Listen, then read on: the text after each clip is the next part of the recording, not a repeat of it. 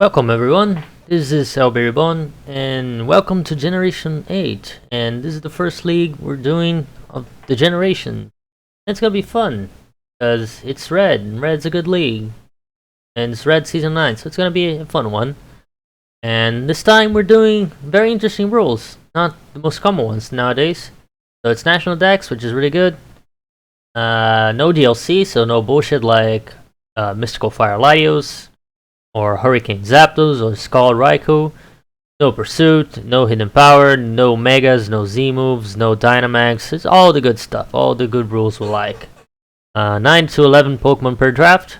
And drafting is point-based, so there's no tiers, just everyone has a point. And I was lucky enough to get second pick, so I got a really good draft in my opinion. And the first guy got Aegislash, so I could basically pick anything I want.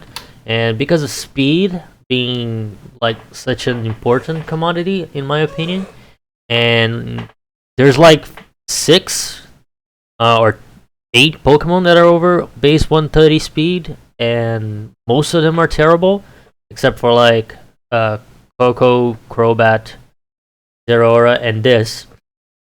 So I decided to get Dragapult because it's just a really good Pokemon in general, and it's really fast and really good abilities. All of them are useful in certain scenarios.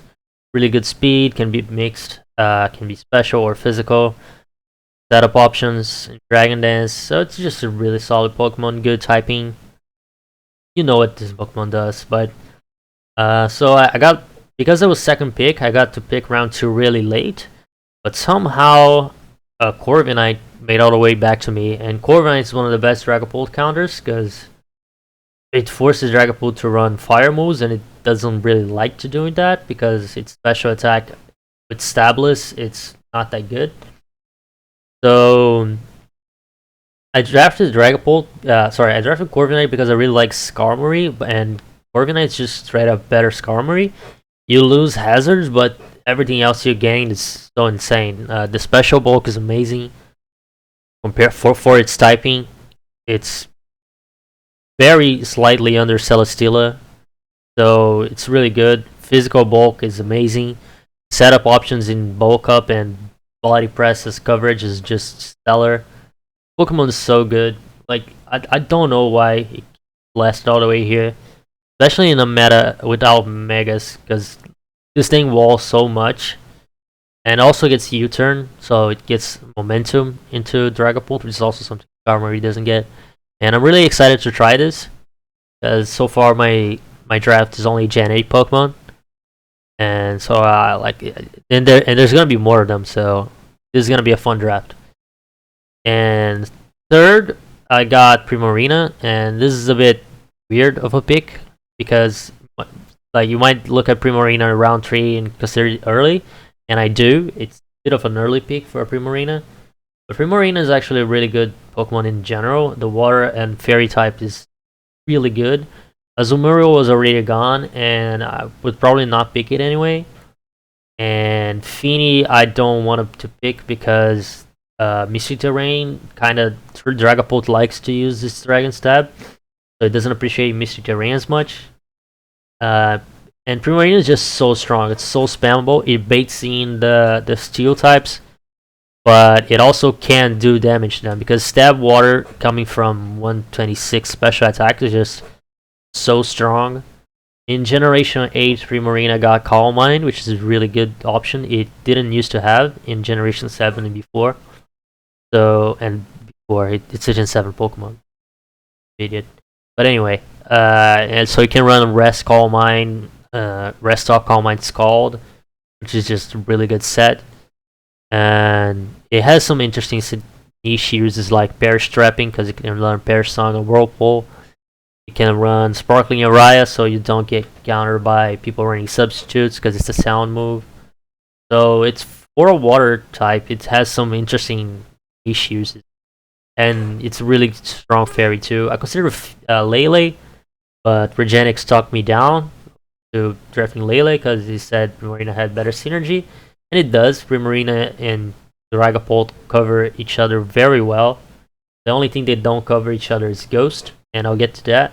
But yeah, everything else, Dragapult resists everything the Primarino is weak to, and vice versa. Again, except for Ghost. And Corviknight is just a glued close up to the Dragon Fairy Steel core. So yeah. Fourth, I somehow got Nidoqueen. Again, I don't know how I'm getting all these strong Pokemon, but I'm getting. Nidoqueen doesn't have like any stellar stats, but Pure Force gives it offensive prowess, gets Stealth Rock and Toxic Spikes, which really all you need. I usually try to go for Spikes in my drafts, but I couldn't get it. So yeah, it's a bit of spoilers, but I don't have Spikes on this draft. And Nidoqueen is just Nidoqueen, man. It just does whatever you want it to be. It's a really good glue mod. You can run hazards, you can run offense. Coverage is broken, completely broken. Sheer Force, Bulk Beam, Fire Blast, Sludge Wave, Earth Power.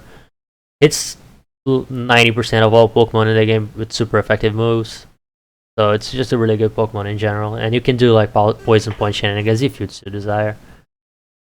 But yeah, third, which is fifth, which is my third Generation 8 Pokemon. I got Obstagoon. So Obstagoon is just my Ghost Resist, the first Ghost Resist, which is actually an immunity. It's also really good at pressuring other ghosts. It outspeeds every ghost that I will face except for Gengar, which is really good. And maybe Frostless, but I don't know if someone drafted Frostless, I don't remember. It's really good stats, really good bulk. Everything above 80, except for special attack, that doesn't matter. With Guts and Flame Orb is just so strong. Knockoff Facade is just amazing coverage. And it even gets fighting moves for even more coverage, so it has everything it needs. Even if its move pool isn't that deep, normal dark and fighting is all you ever need. Defiant makes people don't want to run webs, and Guts means you can absorb stats, so it just gives me so many options that I'm just really happy that I drafted this. And I'm excited to try it out. It hits really hard, it covers Dragapult well. Yeah. Next I got Bolton. This is kind of a weird pick. I don't actually like this Pokemon that much, but I think it's kind of weak and not very useful. I think people overvalue fast electrics in general in the format, but I wanted something fast that's between Dragapult and like Obstagoon, because that's a massive speed gap I don't want to play around with. And I want to force the Pokemon that are like base 120s, base 130s to run plus speed nature, in order to Dragapult to be able to sweep them with its moves and do more damage, and shave off some bulk, and helps my defensive monster to take less damage. Sorry. So Bolton, it's actually not that weak for an electric type. It's a physical electric type. It's rare, and Strong Jaw gives it the edge it needs to do actual damage, and he has the coverage for it. So Thunder Fang, Fire Fang, Psychic Fangs, and Crunch all hit really hard with Strong Jaw. It doesn't have Ice Fang. I understand that, because that would make it a little bit too strong, I think. So I like how they didn't give it Ice Fang as a balancing tool. This is, I think, a good choice in my opinion. It also gets Volt Switch and Nuzzle, which is really interesting because it's the only Pika clone in the game that gets Nuzzle. I'm pretty sure, except Miracle, but that doesn't count. And Nuzzle is a really useful move. You can run Assault Vest and still spread status and paralyze everything, which is always good. You're spreading paralysis, setup options. You just maybe RNG will be on your side, and you control the speed on the game. So it's really good. I don't expect this Pokemon to do that much, but who knows? I also struggle a bit with water types, so this thing might come to some matches where I need to break water types. It has Bulk Up as a setup option, so it's not that it's not useless in this breaking really tanky mons. You can't set up and stuff like that. So it's good. And speed tier is really good. It speed ties Tornado Styrian. So yeah. Next, I have no idea how that happened, but I got Reuniclus in round 8. Just nobody got it. and the typing is wrong. It's a psychic type, I know. Sorry, but whatever. This thing is super insanely broken. I don't know how it lasted all the way to round 8. I don't know how nobody picked it, but yeah, it got store power this gen. So and teleport. It had teleport before, I think, but no, teleport wasn't a move really before generation 8. But now it has a momentum option, so I can tank a hit with regenerator and use teleport to go away. I can also use Calm Mind, Magic Guard, set up bullshit with stored power, which was also a new combo in Gen 8. And in a meta without Mega Evolutions and Z moves, this thing is so bulky, it's so hard to break. And 110 HP, Jesus Christ. And its coverage isn't the best, but like Psychic, Ghost, and Fighting is perfect coverage. So even though it doesn't learn that much different types of moves, it learns all it needs, so you never really press for coverage. It's really good. And it also gives me Trick Room option, because I was kind of scary because my team was not slow enough so that people could use Trick Room abusers on me, so like stack attack and the executors and stuff like that, so people can attack me with that kind of stuff and use Trick Room and really punish me. So I wanted a really slow Pokemon that I can, pressure opposing Trick Room.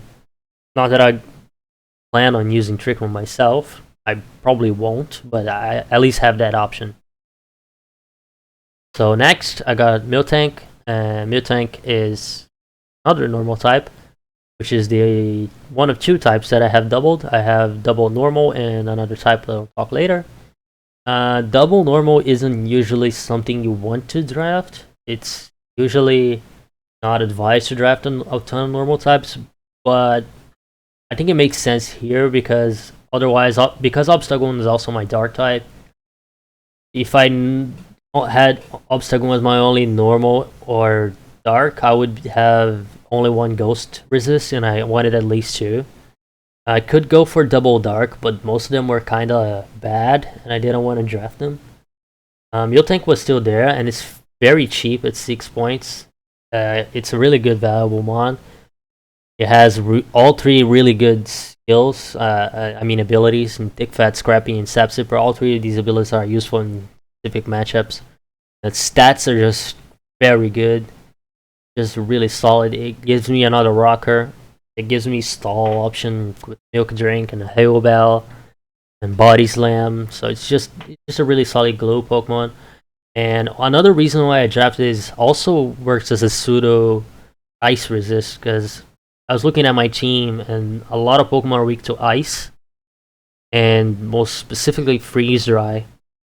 And I was kind of scared of freeze dry spam and stuff like that. So I wanted another ice resist, so I kind of combo Miltank and Obstagoon, and Miltank as both another ghost resist and a clutch ice and fire resist if I ever need, so I can just run Thick Fat. And it's stinky enough to be used as a pivot for those types, which is also really good. Ice and fire types don't usually get set up, aside from some specific mons like Infernape, which usually you're not going to use a Miltank to counter Infernape anyway, so it doesn't matter. And Sap Zipper is good because it absorbs Spore, stuff like that.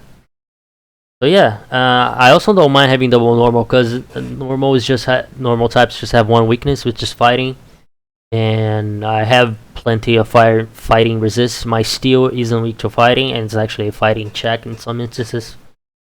So yeah, I think I'm fairly okay with checking fighting types. So speaking of fighting types, next I got Mienshao. Mienshao, I don't know how you say it. It's a really strong fighting type. I didn't have one yet.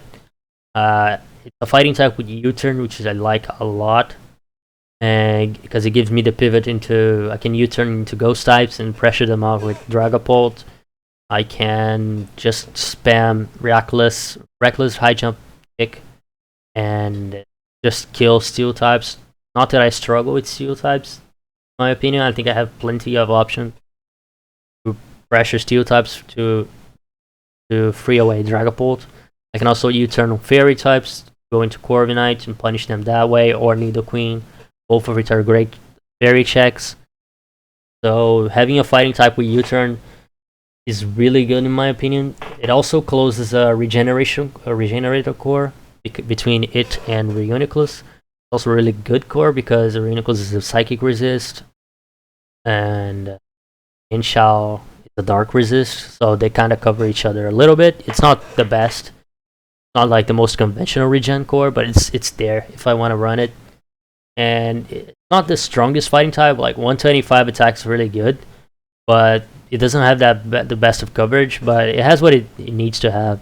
It has bulk up, drain punch if I want to run that, it has poison jet for fairies if I need to, knock off for ghosts, stuff like that. So it has the coverage it needs. And 105 speed is okay. It's good to check the 100 speed ones and other stuff.